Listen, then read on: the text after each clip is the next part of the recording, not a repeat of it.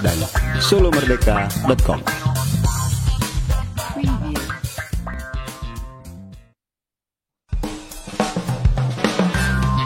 Jangan hanya bicara di luar, ayo bicara di sini, di podcast kami bersama saya, Badarudin, live di Facebook dan YouTube, kabarselebes.id dan solomerdeka.com.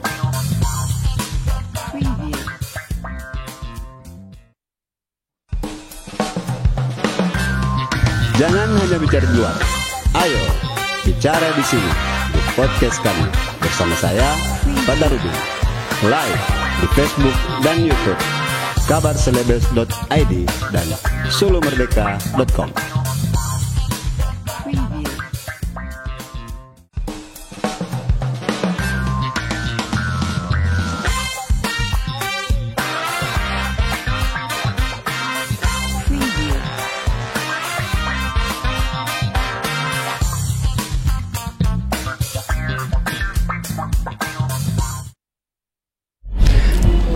Assalamualaikum warahmatullahi wabarakatuh dan selamat malam pemirsa podcast Kabar Selebes dan Solo Merdeka. Kembali kami menemui Anda pada malam hari ini, Jumat malam 11 Maret 2022. Dan pada kesempatan malam ini kita kedatangan tamu yang terhormat, Bapak Anwar Hafid. Assalamualaikum Pak Anwar. Waalaikumsalam warahmatullahi wabarakatuh. Apa kabar ini, Pak Anwar? Alhamdulillah sehat. Kayaknya sudah berkeliling terus ini Pak. Melaksanakan tugas konstitusional sebagai anggota DPR RI lah. Ya. Baik pemirsa, malam ini kita akan membahas soal Anwar Hafid dan agenda politik di tahun 2024 mendatang. Nah, Pak Anwar, ini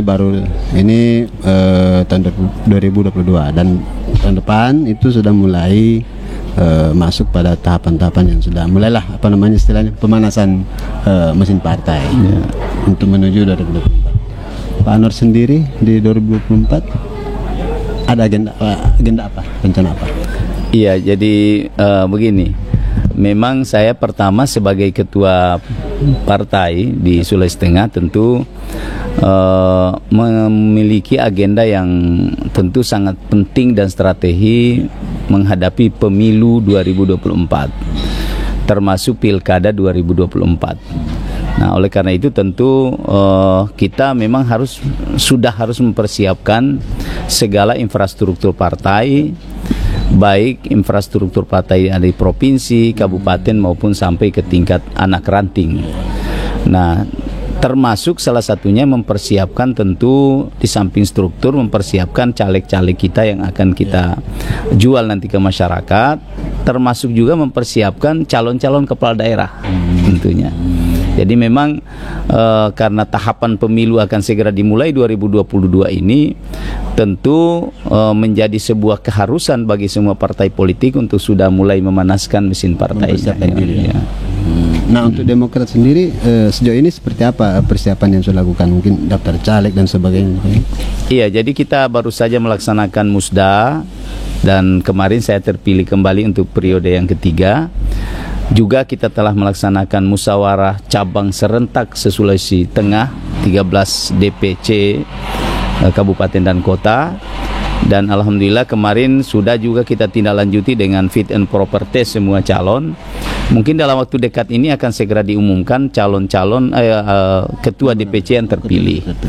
Nah, selanjutnya akan kita terus maraton sampai seluruh struktur partai kita solid, kemudian terbentuk sampai ke tingkat anak ranting. Sampai kemudian menjelang penetapan kembali ya partai menjadi. Iya, kemudian kita juga lagi persiapan sekarang dalam verifikasi partai politik ya, tentunya. Ya. Itu kayaknya 2023 ya. Ya, 2022 ini. 2022. Ya. 2022 sekitar September kayaknya. Ya, September kurang lebih. Nah, Pak Anwar, kemarin kan Pak Anwar kan sudah berkeliling ini.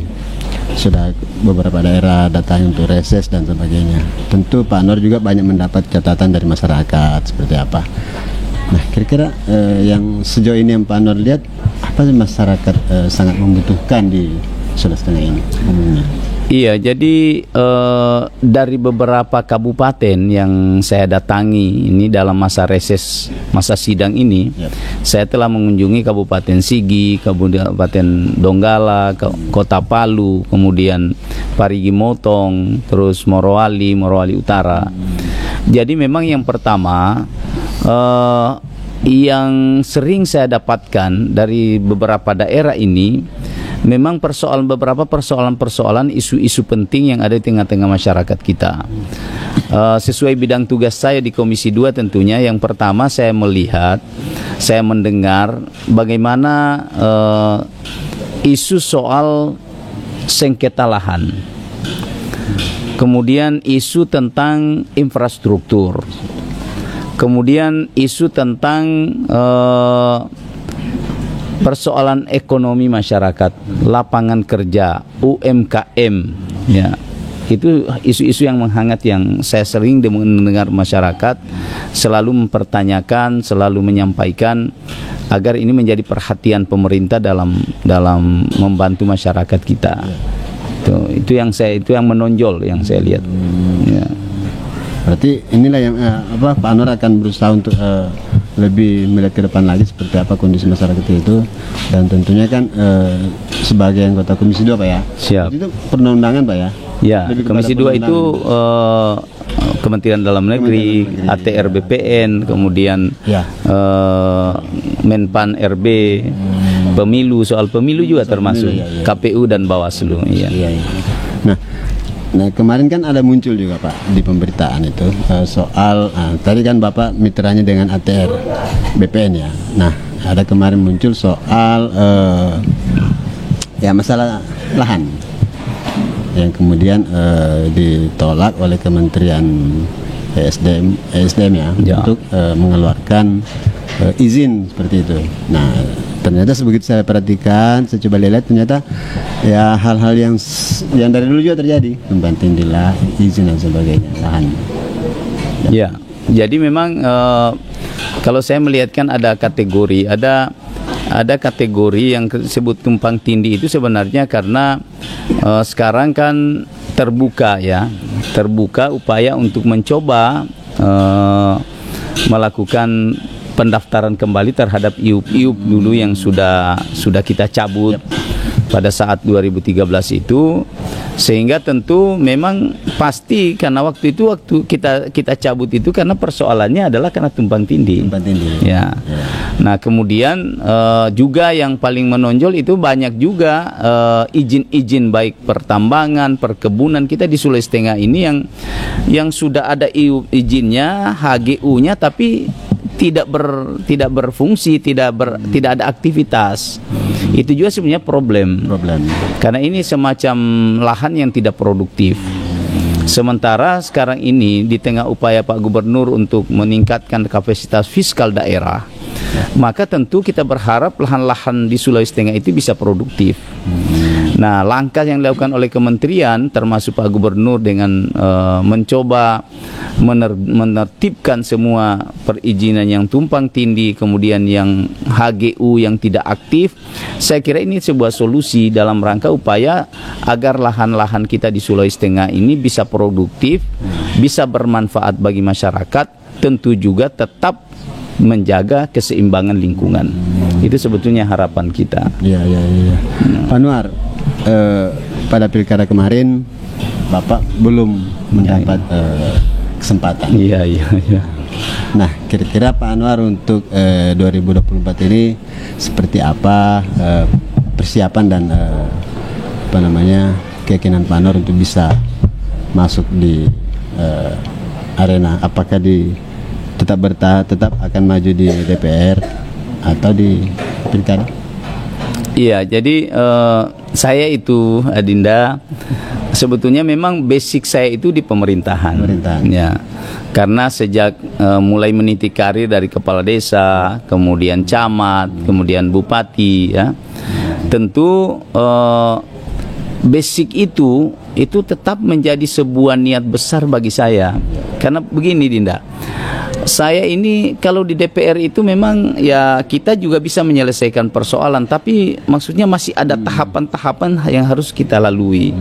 Tapi kalau menjadi seorang kepala daerah seperti yang saya alami selama 10 tahun menjadi bupati, itu akan lebih mudah kita membantu menyelesaikan persoalan masyarakat sebenarnya kalau kita kepala daerah.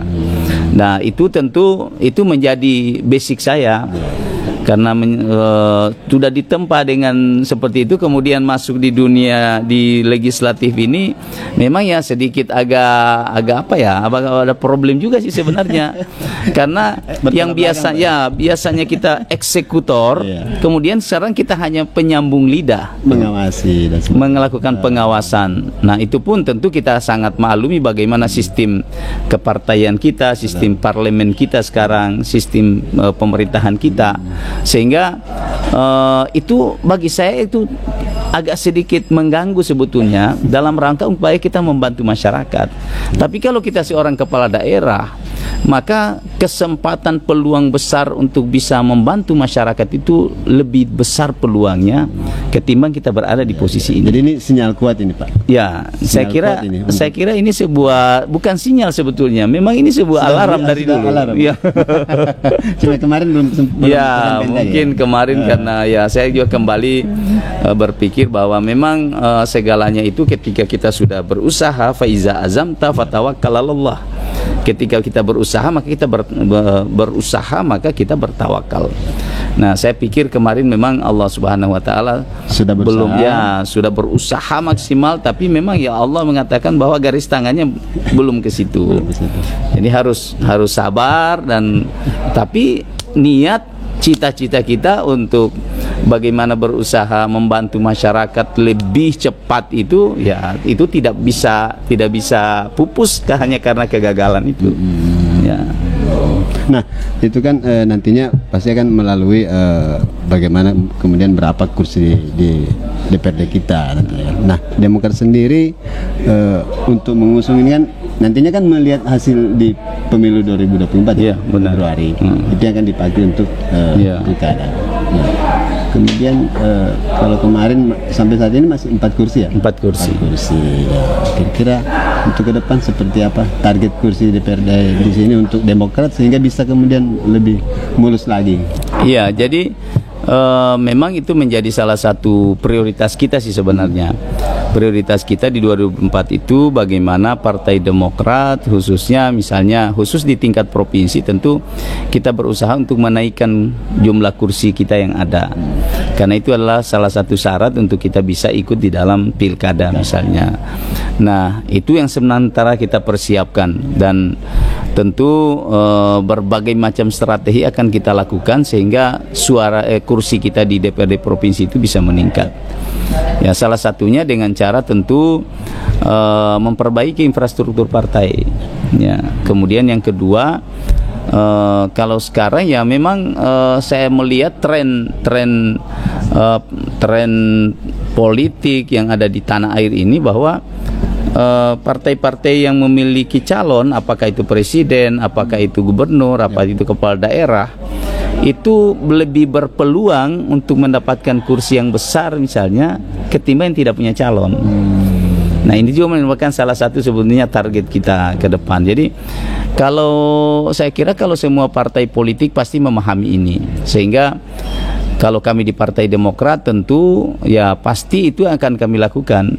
Ya harus ada calon dari kader Partai Demokrat nanti yang bisa kita jual untuk ke depan misalnya menjadi calon baik gubernur ataupun wakil gubernur. Saya kira begitu. Ya. Nah, Pak Nur kan tentu sudah yang akan mendapat ruang lebih besar untuk menjadi calon ya nantinya. Nah, kira-kira ke depan Pak Nur kira-kira yang menurut Pak Nur yang pas untuk bersama-sama? Iya, laki kah, perempuan atau muda, gimana? Iya, kalau itu sih biasanya terjawab dalam usaha kita berjalan gitu kan. Kalau saya lihat di 2020 masih terlalu dini untuk kita mencoba sudah memarketkan itu. Tapi bagi saya sebenarnya kita mencobalah untuk mencoba memahami dulu masyarakat Suleteng ini yang gimana sebetulnya. Pemimpin yang bagaimana yang diinginkan. Nah, itu yang kita coba tawarkan gagasan kemudian kita menyelami apa maunya masyarakat, kemudian apa yang menjadi persoalan masyarakat, kemudian bagaimana sebenarnya potensi yang dimiliki oleh daerah kita. Nah, ketika itu kita sudah bisa dapatkan, maka kita akan simpulkan bahwa sesungguhnya masyarakat Sulteng ini membutuhkan formasi kepemimpinan seperti ini. Ya, mungkin nanti baru di situ kita akan mencoba meraba bagaimana paketnya dan siapa sebetulnya yang ada dalam paket itu. Nah, ini kan sudah berkeliling beberapa tempat ini, kabupaten. Tentu juga ada mungkin suara-suara dari masyarakat. Pak, kita mau ini pemimpin yang seperti ini berikutnya. Iya, kalau saya sering dengar sih masyarakat menyampaikan bahwa masyarakat hari ini sih berharap bahwa pemerintah kita ini bergerak cepat sebetulnya. Butuh pemimpin yang berani bekerja cepat untuk menyelesaikan segala bengkali-bengkali persoalan yang ada di tengah-tengah masyarakat. Jadi butuh itu yang saya dengar. Butuh pemimpin yang berani, yang mengambil sebuah diskresi, kalau orang katakan sekarang itu out of the box, sehingga persoalan-persoalan yang begini banyak itu bisa segera teratasi. Contoh, ketika kita bicara soal Sulawesi Tengah. Sulawesi Tengah ini adalah salah satu daerah 10 di provinsi di Indonesia yang termasuk daerah yang masih banyak penduduknya yang miskin. Nah, ini tentu kalau kita bertanya, kenapa itu orang miskin? Tentu jawabannya orang miskin itu karena tidak berpendapatan. Terus pertanyaan lagi, kenapa orang tidak berpendapatan? Karena tidak ada lapangan kerja. Kenapa tidak ada lapangan kerja? Nah, ini pertanyaannya. Siapa yang harus menyiapkan itu? Apakah lapangan kerja ini disiapkan oleh pemerintah? Dan kenyataannya memang potensi kita itu lebih banyak, potensi lahirnya lapangan kerja itu harus ada campur tangan pemerintah. Baik pemerintah yang menyiapkan itu ataupun melalui kebijakan pemerintah menghadirkan investasi di daerah kita. Nah, itu persoalan yang utama sebenarnya yang harus kita coba jawab. Pemimpin-pemimpin di Sulteng ini harus jawab itu. Bagaimana menurunkan angka kemiskinan ini. Nah, kalau saya melihat sih pengalaman di Morowali itu dulu adalah waktu saya bupati itu 27% angka kemiskinan. Alhamdulillah saya berhenti jadi bupati itu bisa menurun tinggal 14%, masih ada 14%, masih sangat tinggi. Masih tinggi. Dari 27% itu. Nah, kenapa bisa dari 27% bisa turun sampai 14%? Itu hanya dalam waktu 10 tahun. Kalau kita rata-ratakan itu kan bisa 2% dalam setahun. Itu sudah luar biasa itu penurunan itu kalau kita lakukan. Nah, ini tentu karena hadirnya investasi di Morowali, lapangan kerja terbuka sehingga masyarakat berpendapatan. Nah, Sulteng ini dari sisi sumber daya alam adalah salah satu daerah yang memiliki potensi sumber daya alam yang besar. Nah, bagaimana caranya potensi sumber daya alam ini bisa terkelola, bisa menghasilkan sebuah investasi besar di Sulteng, kemudian bisa mendatangkan pendapatan asli daerah yang besar, maka kebijakan pemerintah harus hadir di sini. Pemerintah yang ramah investasi itu harus hadir. Nah, itulah kira-kira gambarannya ke depan dalam kita menyelesaikan persoalan yang paling krusial di Sulteng ini adalah masalah kemiskinan. Kalau sejauh ini yang Pak Anwar lihat, hampir setahun pemerintahan berjalan ini, apakah itu sudah melakukan bisa mengurangi kemiskinan atau bagaimana? Iya, jadi kalau saya melihat ya kebijakan Pak Gubernur, Pak Rusdi Mastura dan Pak Ma'mun Amir ini ya secara bertahap sudah mengarah ke situ. Saya lihat kemarin sudah ada penurunan dalam 1 tahun ini, dalam 1 tahun ini ada 1% sudah turun. Nah, kemudian upaya-upaya dari Pak Gubernur sekarang mencoba menghadirkan investasi di Sulteng ini, saya kira itu kalau menurut saya hampir hari ini sudah masih on the track. Ya, on the track. Nah, kita berharap ke depan kebijakan-kebijakannya akan lebih masif lagi dilakukan oleh pemerintah daerah, terutama dalam menghadirkan investasi. Nah, investasi ini kan jangan kita berpikir, karena orang selalu berpikir investasi itu harus orang asing. Ya. Tapi investasi itu juga bisa dilakukan oleh putra-putri daerah kita, putra-putri Indonesia ini. Tinggal bagaimana. Kedua, bahwa Sulteng ini sebenarnya kejatuhan sebuah anugerah yang sangat besar, di mana dia adalah menjadi salah satu daerah penyangga IKN. Nah, kalau ini bisa dimanfaatkan dengan sebaik-baiknya peluang ini, saya kira Sulteng dalam 5 tahun yang akan datang, 10 tahun yang akan datang menjadi sebuah daerah yang daerah penyangga ya, hinterland yang luar biasa buat ibu kota negara kita. Ya, saya kira itu yang harus dimanfaatkan sebaik-baiknya. Ya, saya kira itu yang menjadi fokus pemerintah sekarang, bagaimana mendesain sebuah rencana pembangunan yang menyiapkan Sulawesi Tengah ini menjadi daerah penyangga utama. Ya. Dan itu sudah disyaratkan oleh pemerintah pusat. Ya, Sulawesi Tengah menjadi daerah penyangga utama. Ya, saya kira itu. Dengan sumber daya yang kita miliki ya, tentu bisa masuk ke kalau saya mah berpikir jangan menjadi daerah penyangga utama. Bahkan pemikiran saya, lompatan pemikiran saya bahwa Sulteng ini harus menjadi kota kembar dari ibu kota negara. Kalau kita misalnya melihat bagaimana Batam dengan Singapura. Jadi Batam itu adalah kota kembar dari Singapura. Nah, kita ini Sulteng bisa menjadi kota kembar dari ibu kota negara.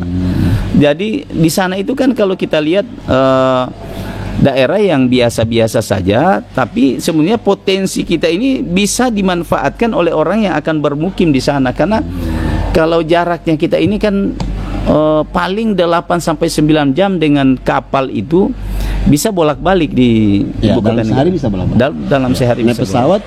Nah, apalagi naik pesawat 30 menit. Jadi ini yang harus sebenarnya grand design besar Sulteng ini kalau menurut saya bukan hanya penyangga utama, tapi ini harus menjadi kota kembar. Ya, kota kembar dari ibu kota negara. Ya, kira-kira begitu. Kembali lagi kepada pemerintahnya, seperti apa kecepatan bekerjanya untuk supaya bisa menjadi minimal menjadi kota kembar. Iya, jadi saya kira itu tadi yang saya bilang, kita butuh pemimpin di daerah ini yang berani dan bekerja cepat. Ya, cepat. Jadi jangan kita nanti habis direncana gitu kan. Jadi harus ada keberanian besar. Memang out of the box itu sebetulnya diskresi itu sesuatu hal yang biasa terpaksa menabrak aturan, tapi kita lebih melihat kepada asas manfaat. Kan pemerintah itu begitu. Yang saya pahami dari sebuah hakikat pemerintahan itu ada dasein, dasolen, yang seharusnya dan yang sebenarnya, yang senyatanya. Jadi kalau itu kita coba kawinkan, maka saya selalu selama saya Bupati Morowali 10 tahun itu saya lebih melihat biasa ketika berhadapan dengan kepentingan rakyat, maka asas manfaat itu harus didahulukan. Sekalipun biasa ya nabrak aturan biasa. Tapi kalau itu untuk kepentingan rakyat, kenapa tidak? Itulah yang saya sebut langkah berani itu. Untuk mempermudah saya sebenarnya. Untuk memudahkan. Ya. Nah, Pak Anwar kan juga di Komisi 2 itu kan infrastruktur ya. Bukan ya? Bukan. Pertanahan, kemudian pertanahan, kemudian Kementerian Pendayaan Aparatur Negara. Pak Anwar, mungkin di ujung diskusi kita kita ingin dengarkan dulu ini seperti apa sih ketegasan lah dari Pak Anwar, penegasan dari Pak Anwar dan penegasan dari Pak Anwar untuk agenda politik kita di 2024. Ya, jadi kalau sebagai ketua partai politik tentu agenda besar kita adalah Partai Demokrat itu harus menjadi the ruling partai di Sulawesi Tengah. Itu tekad kita bersama. Seluruh kader Demokrat sekarang ini mempersiapkan itu. Yang kedua tentu kita sedang mempersiapkan juga bagaimana Sulawesi Tengah itu menjadi salah satu kantong suara dari calon presiden dari Partai Demokrat, yaitu AHY. Itu yang kedua. Yang ketiga, tentu agenda yang ketiga adalah bagaimana mempersiapkan kader-kader Demokrat untuk ikut di dalam kontestasi Pilkada 2024. Baik itu di tingkat provinsi maupun di tingkat kabupaten kota. Tapi Demokrat tidak ikut-ikut Pak ya soal permintaan menunda pemilu. Wah, Demokrat itu justru sebetulnya menentang itu. Menentang. Karena kenapa? Kami Demokrat itu selalu berpikir bahwa negara ini hanya bisa kita bangun dengan ketaatan kepada konstitusi. Konstitusi kita sudah mengatakan seperti itu, dan ini diperjuangkan oleh darah dan nyawa para pejuang reformasi. Bahwa masa jabatan itu cukup 2 kali 10 tahun tuh. Jadi kalau ada yang mencoba-coba untuk misalnya menunda atau memperpanjang atau bahkan misalnya harus 3 periode, saya kira ini kita mengkhianati amanah reformasi yang sudah kita semua perjuangkan bersama-sama. Jadi itulah yang kami kawal sebetulnya Partai Demokrat. Dan saya sampaikan waktu ketika itu kita diskusi di Jakarta, kalaupun ini menjadi sebuah aturan dan itu dibolehkan untuk menunda pemilihan, maka saya secara pribadi saya akan mengundurkan diri tepat pada masa jabatan saya 5 tahun. Walaupun diperpanjang atau ditunda. Kenapa? Karena ini kita harus taat. Ya, harus konsisten. Konsisten. Ya, jangan masa kita harus ikut-ikutan untuk sesuatu yang kita sudah tahu ini melanggar aturan. Dan tidak ada sebetulnya relevansi antara kondisi hari ini dengan penundaan pemilu. Atau hanya strategi saja mungkin dari partai-partai yang menyuarakan itu. Iya, saya juga sebenarnya heran gini Dinda. Waktu kami menetapkan hari H pemilu di Komisi 2, itu disetujui oleh semua fraksi. Itu dia. Dan ketika persetujuan itu bukan maunya Komisi 2. Itu maunya semua pimpinan partai. Semua pimpinan. Yang sepakat bahwa 14 Februari itu adalah waktu pemilu. Tapi kemudian ya ini jadi saya bilang kalau ini kita pertontonkan inkonsistensi kita dalam bernegara ini, gimana rakyat sebetulnya? Jadi sebenarnya para elit negara ini seharusnya memberi contoh kepada masyarakat kita. Janganlah membuat bingung masyarakat, karena masyarakat itu sebenarnya tidak terlalu problem juga sih sebenarnya. Cuma karena kalau kita memberi contoh seperti itu, maka suatu saat rakyat tidak konsisten juga dan patuh kepada aturan-aturan negara ini, kira-kira apa yang terjadi? Ya. Nah, ini sebenarnya sebuah contoh, sebuah keteladanan yang perlu diberikan oleh para elit-elit negara ini, supaya masyarakat kita ini kan ceritanya itu Dinda gini. Negara ini hanya akan baik kalau semua orang warga negara itu taat konstitusi. Dan kapan itu tidak ada ketaatan kepada konstitusi yang sudah kita sepakati bersama, maka akan terjadi kekacauan. Nah, ini sebetulnya kenapa Demokrat bersikap untuk menolak itu. Dan kemarin ketum kita sudah sampaikan itu. Dan saya secara terang-terang mengusulkan kepada partai kami bahwa kalaupun ini nanti dilakukan, itu ada persetujuan, saya kira Partai Demokrat harus tidak boleh ikut di dalam. Tidak boleh ikut. Ya, dan tidak boleh ikut kalau tiba waktunya tanggal 1 Oktober 2024, maka tidak usah kita ikut lagi. Tinggalkan parlemen. Itu kan itu batas waktu. Itu batas waktunya. Ya. Karena tidak ada aturan. Harus pemilu, orang baru. Mandat kita mau duduk jadi anggota DPR dari mana? Terpilih lagi. Ya, siapa yang kasih mandat kita? Sedangkan rakyat memberi mandat kita hanya 5 tahun. Betul. Kan seperti itu. Baik pemirsa, sebenarnya kita masih ingin sekali berbincang lama dengan Pak Anwar, karena cukup banyak hal yang bisa kita tarik dari beliau dan karena memang waktu juga, sehingga Pak Anwar minta maaf, kita diskusi kita sebenarnya mungkin di luar akan lebih panjang lagi. Siap. Nanti kita cari waktu lain lagi. Oke, siap saat Dinda. Saya juga terima kasih kepada semua pemirsa. Apa yang diskusi kami ini, saya kira ini diskusi lepas dan sebuah pemikiran bebas bagaimana menatap Sulawesi Tengah yang lebih baik di masa-masa yang akan datang. Baik, Pak Anwar, terima kasih atas kehadirannya pada malam ini. Demikian, wassalamualaikum warahmatullahi wabarakatuh dan sampai jumpa. Assalamualaikum warahmatullahi wabarakatuh. Ya, oke Dinda, mantap.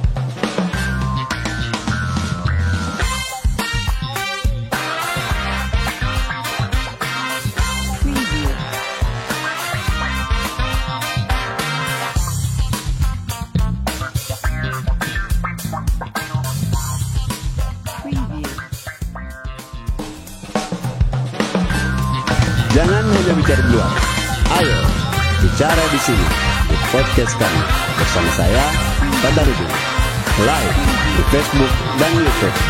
kabarselebes.id dan solomerdeka.com.